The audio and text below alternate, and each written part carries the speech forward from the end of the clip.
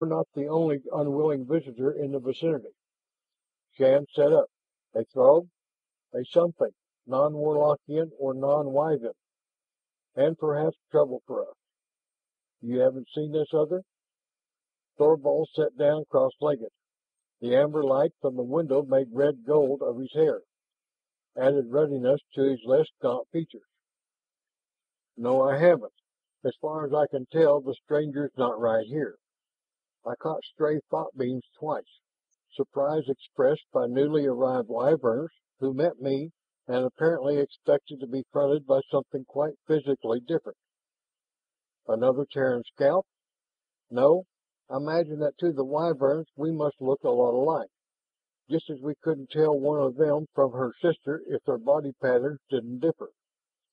Discovered one thing about those patterns. The more intricate they run, the higher the power, not of the immediate wearer, but of her ancestors.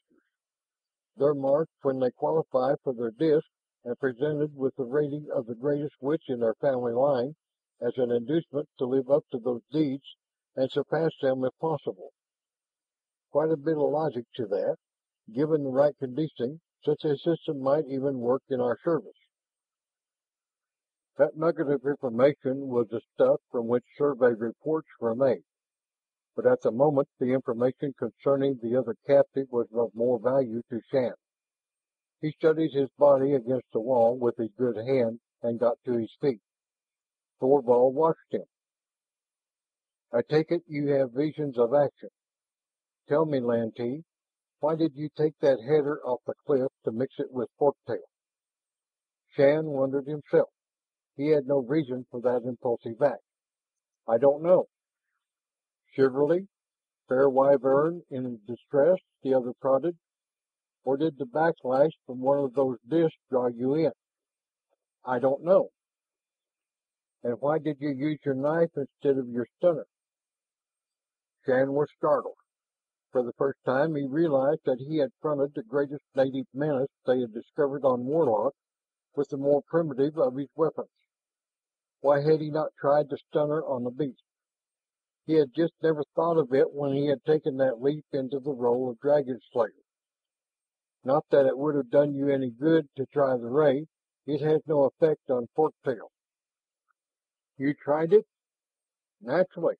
But you didn't know that, or did you pick up that information earlier? No, answered Shan slowly. No, I don't know why I used the knife. The stunner would have been more natural. Suddenly he shivered, and the face he turned to Thorvald was very sober. How much do they control us? He asked, his voice dropping to a half whisper as if the walls about them could pick up those words and relay them to other ears. What can they do? A good question. Thorvald lost his light tone.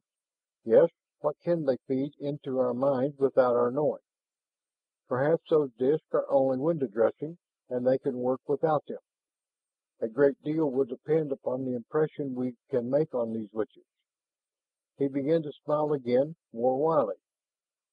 The name we gave this planet is certainly a misnomer. A warlock is a male sorcerer, not a witch. But what are the chances of our becoming warlocks ourselves? Again Thorvald's smile faded, but he gave a curt little nod to Shan as if approving that thought. That is something we are going to look into, and now. If we have to convince some stubborn females as well as fight Throgs, well, he shrugged. We'll have a busy, busy time. This concludes the reading of Chapter 15.